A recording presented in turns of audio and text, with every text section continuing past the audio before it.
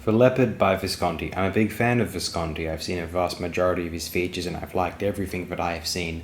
The Leopard may be the best of his films, along with Rocco and his brothers, but this isn't to undersell the rather great films he directed in the 40s, 50s, and then later with a set of 4 terrific features during the 1970s.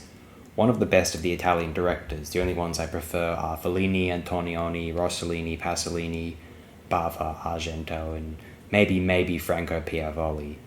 That Visconti wouldn't necessarily make my top 5, but is an easy candidate for top 10, speaks to the magnitude of brilliant cinema, which Italy has been responsible for in the lifetime of this medium.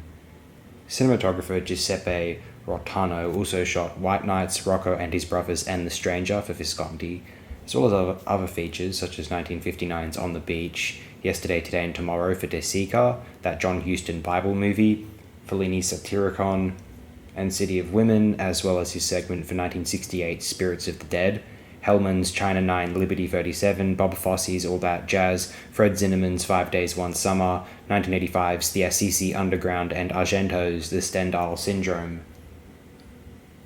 The Leopard is one of the best functions, one of the best fulfilled of the epic film, the period epic, the costume drama in particular, the epic in the sense not covered by Lean or Kurosawa, the epic of grand interiors, eschewing great battles and elegant widescreen landscapes. This was at its peak, likely, for Visconti's film The Leopard.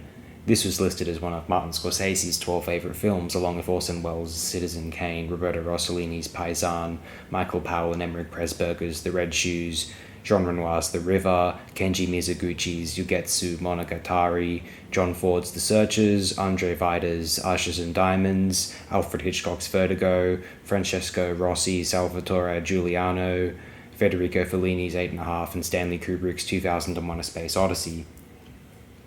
I would say that The Leopard is superior to the epic films listed in the American Film Institute's list of the 10 best American epic films, with the exception of Lawrence of Arabia, considered an English film, but was officially a co-production.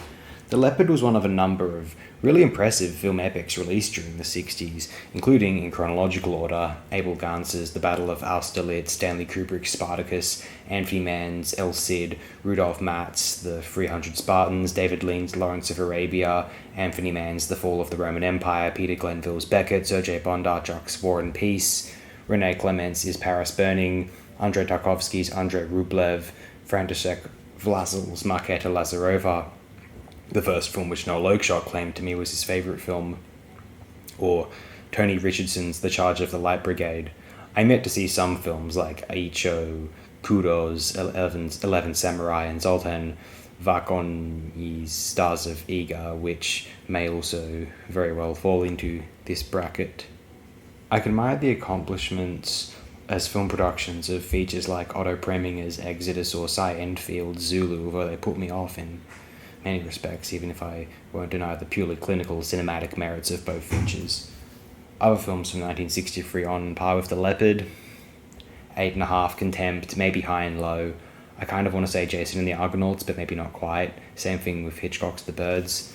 And let's also mention An Actor's Revenge by Kon Ichikawa, maybe Black Sabbath by Mario Bava, maybe Judex by Georges Franju, or Magnet of Doom by Melville, and Muriel or The Time of Return by Renee, Mal's The Fire Within, Shock Corridor by Samuel Fuller, The Cool World by Shirley Clarke, maybe Houston's The List of Adrian Messenger, The Servant by Joseph Losey, maybe This Sporting Life by Lindsay Anderson, Bergman's Winterlight, and Yoso by Teinosuke Kinugasa.